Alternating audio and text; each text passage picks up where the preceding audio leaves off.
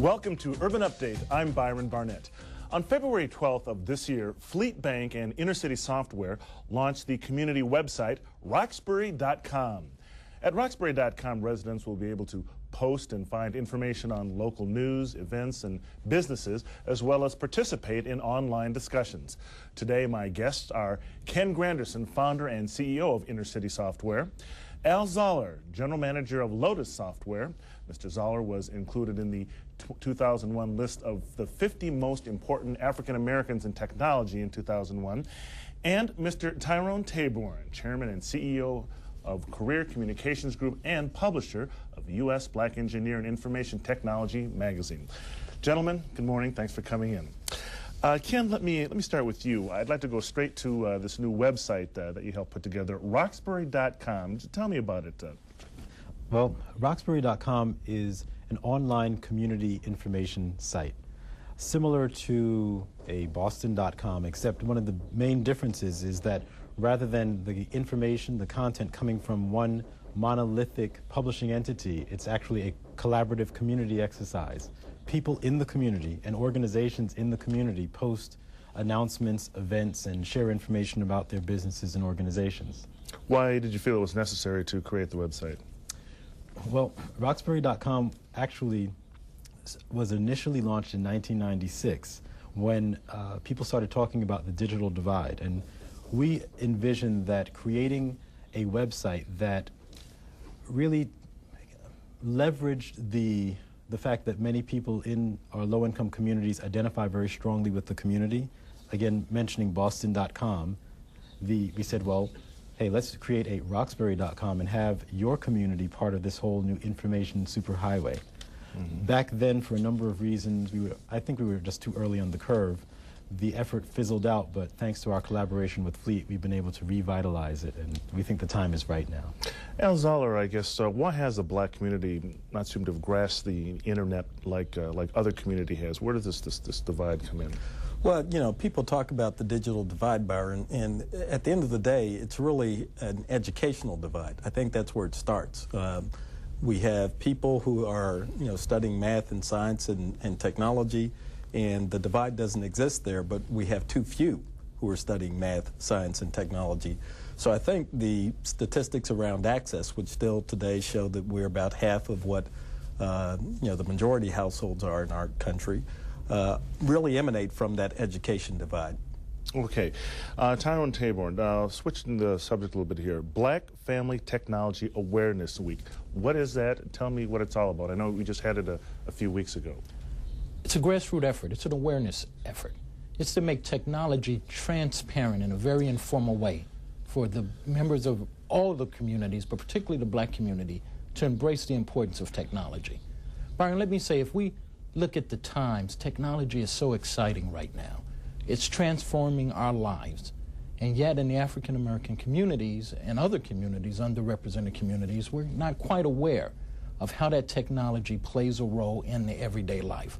So Black Family Technology Awareness Week was created for community groups, for families, to embrace technology in a very informal way, to see role models, people like Mrs. Zollar here, who is running a multi-billion-dollar corporation right here in Boston, to make sure that we can see our role in this field. And the first key to anything is awareness, and that's the key. Make people aware of the possibilities. That is interesting. Al, you are the general manager of Lotus Software, and that in a way I think might be one of the sort of little secrets that's here in Boston. People really do not know that you have risen up to the ranks of the top at a major technology corporation. Well, I'm happy to have people know that. What I really try to focus on is making sure that we can bring Lotus Software to even higher heights. It's an incredible brand. It's one of the original brands in the software industry, and I've been fortunate to be given the opportunity to lead it. Ken, I'd like to ask you about Inner City Software. What exactly you try to produce and the connection you try to make with the community with your company? Well, as a business, because we sort of have two sides of our business, we have the straight profit making activities that we engage in, and we have a very strong social side. We actually try to merge those by developing web-based information systems. And that's what we do for our market rate clients. And then with projects like Roxbury.com, we try to deliver those in a way where we can provide value to the residents, small businesses, and small organizations in low-income communities. Okay, gentlemen, stay right there. What does it take to master the digital divide and become functional in cyberspace? We'll have some answers when we return. There needs to be a close examination of the issues associated with why African Americans do not study mathematics and the sciences, which are the courses that are the foundation for building a successful technology career.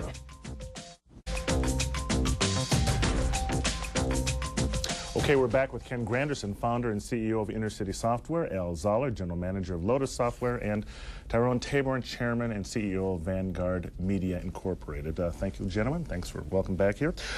I'd like to get to this point, this digital divide, Ken, if I could talk to you. What exactly is the digital divide? I mean, how would you define what the digital divide is? Well, Byron, I think there are several different divides. Al mentioned one divide that has to do with education, and that's absolutely the case. Then there are divides that have to deal with income. There are divides that have to deal with what people actually use a computer for. Do they use it to entertain and relax themselves, or do they use it to create new business opportunities or educational opportunities for themselves? Well, Zollar, how do you see it? I mean, this whole issue of education, is that what's really sort of putting communities of color behind in the whole technology revolution? I think that's where it begins, because with the changes that the technologies that are now part of our society are bringing, the opportunities for employment are huge. There's going to be 2.5 million jobs. In fact, there are 2.5 million jobs in the internet infrastructure, web content area today. Now, to put that in perspective, that's more jobs than insurance, communications, and public utilities combined. So 2.5 million jobs today. Another 1.8 million jobs will be created in these industries before 2006. So if you don't have the education and skills to be competitive, to contribute to take those jobs and contribute to the enterprises that are employing, then the divide that we measure in terms of things like access and who's employed and all of that will continue to exist. So that's why I just believe strongly, as I know both Tyrone and Ken do, that it starts with really motivating our children toward math and science and technical pursuits, and following that up then with making sure that we can have access to opportunities. Tyrone Taborn, how do you bring this whole technology awareness to inner city communities? I'm sure you must have pondered some of those questions in your magazine. How do you go about doing that? Well, the excitement about technology is that it offers, for the first time, real changes in a meaningful time frame.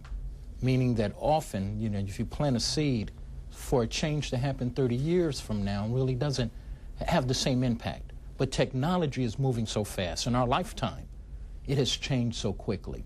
So this whole issue of technology for African Americans is the first time since post-Civil War that we've had a real opportunity to participate.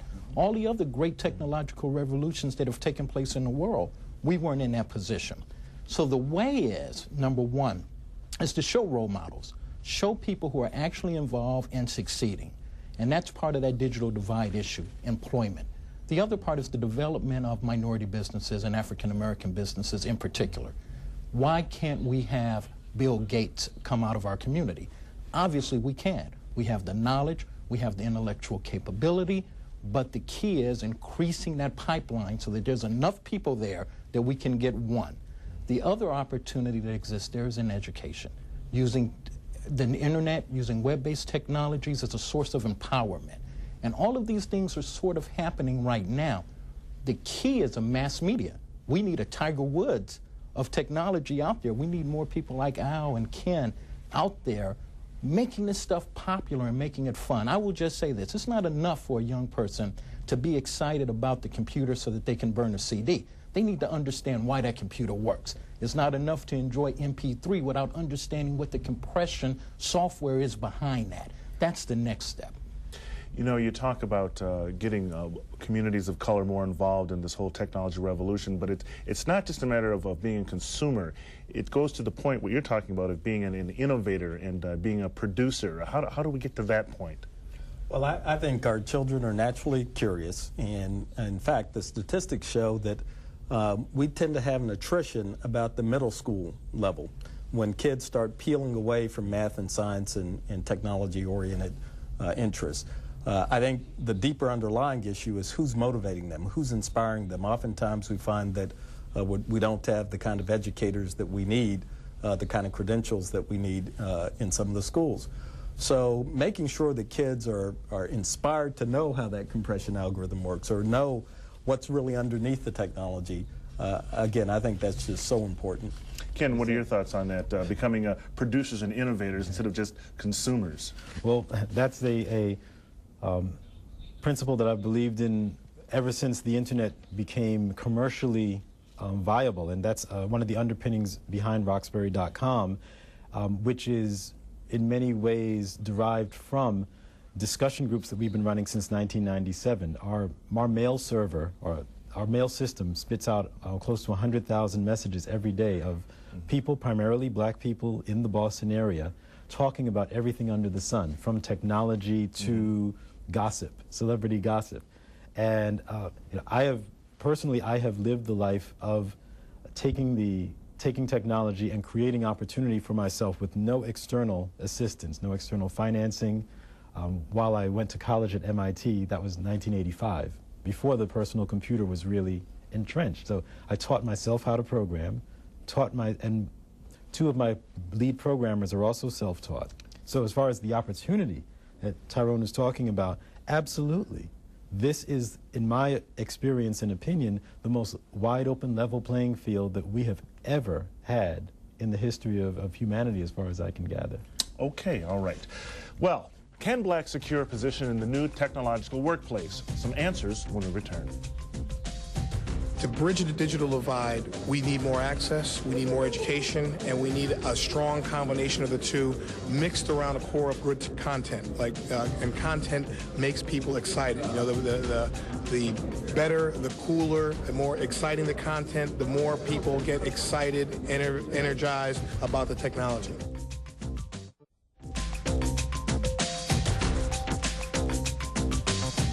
Okay, we're back discussing the digital divide and how blacks should embrace the new technologies. Tyrone Taborn, talk to me about how we can level the playing field so that communities of color can get a piece of this new technological revolution that other communities have. Well, two things. Technology is changing so quickly that the matrix becomes different. What we're doing today is certainly not what we're going to do tomorrow. So let me give you a couple of real quick areas. 95% of all of our school systems are now wired. Yet many teachers and students aren't using computer technology. Software development that's relevant to people of color in many of our large urban systems, that's an area we can play. Another area that we're looking at is broadband. We're going to see almost everything we use in the future web-enabled. IBM already has clothing that's computer clothes. We're going to see our refrigerator web-enabled and all of these other things. So it's going to drive broadband.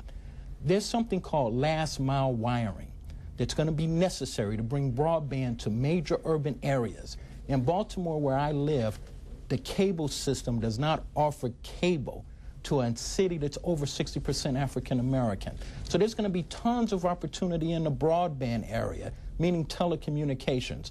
The point here is that because the matrix is changing so quickly, the next Bill Gates very well can be that 14-year-old who's playing across the street from your house. Amazing. Now, one of the things that we've heard a lot about is content barriers to the internet, information, literacy. I don't know who wants to take a crack at that one. The types of barriers that you run into in the L. Well, I think barriers are actually very low. And, you know, it's really about interest. You know, what are the motivations? I think we were chatting earlier that, you know, the fact that people discovering that they could download music from the internet, you know, caused a lot of people in our community to begin using the internet because we obviously love music. So the barriers are not, I think, the problem. I think the problem is what are the compelling reasons for people to use it.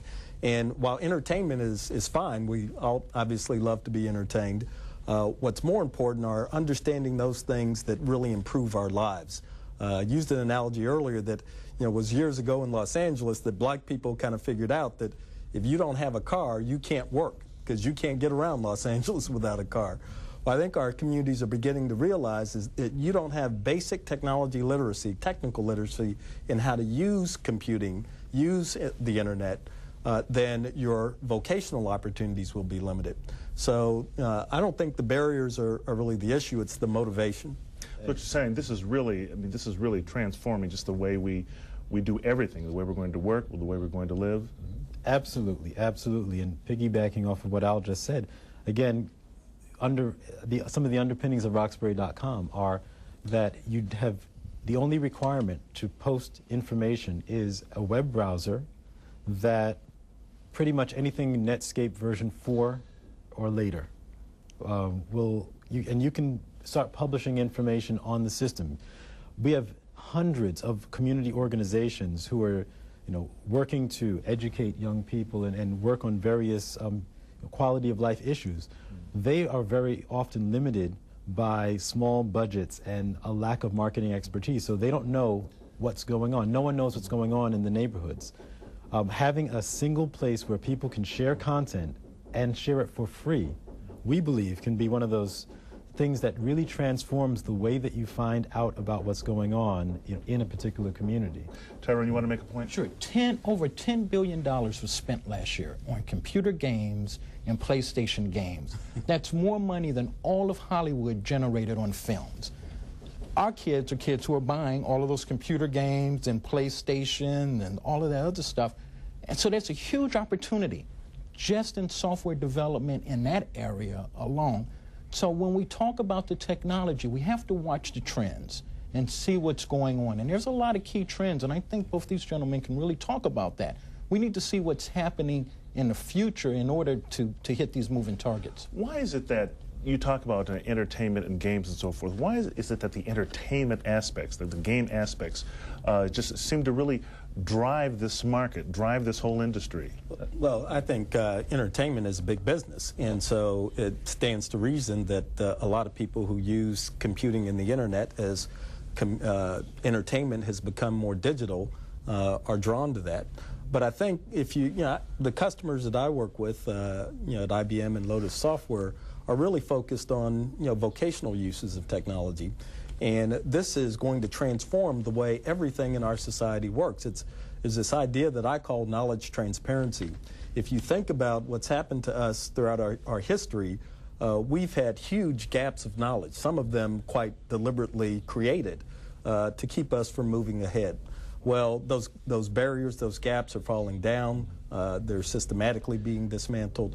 And this technology gives us the ability in businesses to have access to knowledge to anyone who's empowered and authorized to use it. This is an incredibly powerful transforming concept and one that we're working on at Lotus. Okay, gentlemen, stay right there. We'll have much more when we can return right after this. There needs to be an examination of the funding issues associated with entrepreneurs starting their own information technology businesses. There's quite a bit of wealth out there, quite a bit of venture capital out there. African Americans do not get their fair share of that.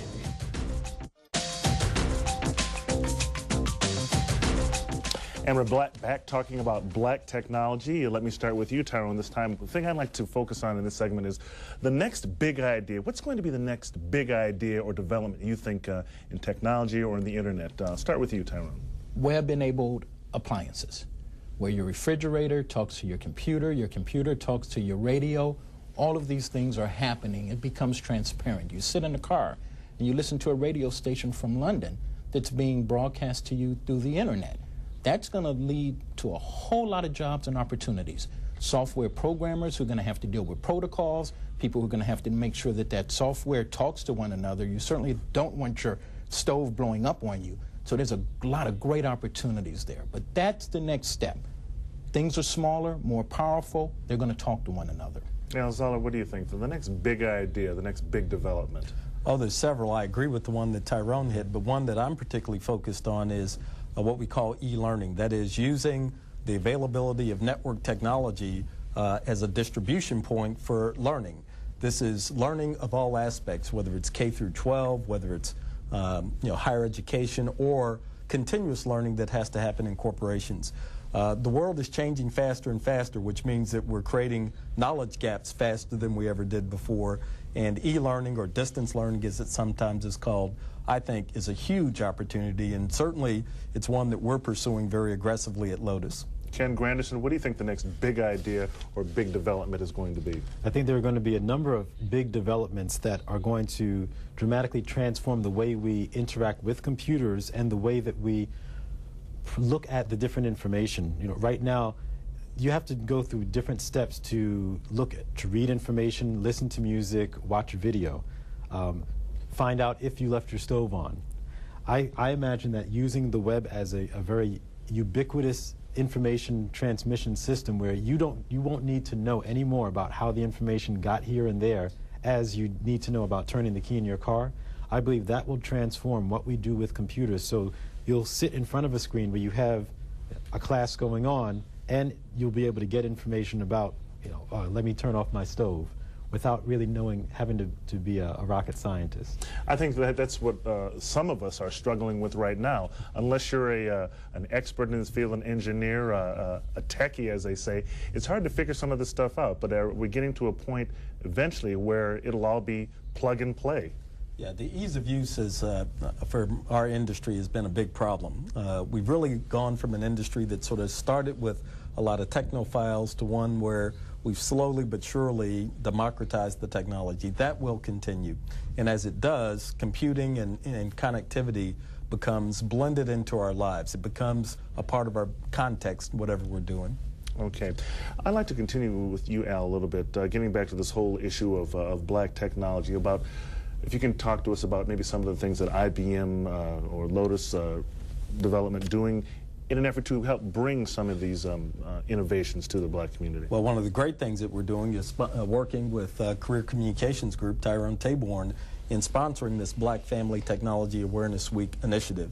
This has been a wonderful vision that really started with Tyrone to really take a week and focus at a grassroots level on this issue of access to technology, and not just the access to the internet, but jobs and training.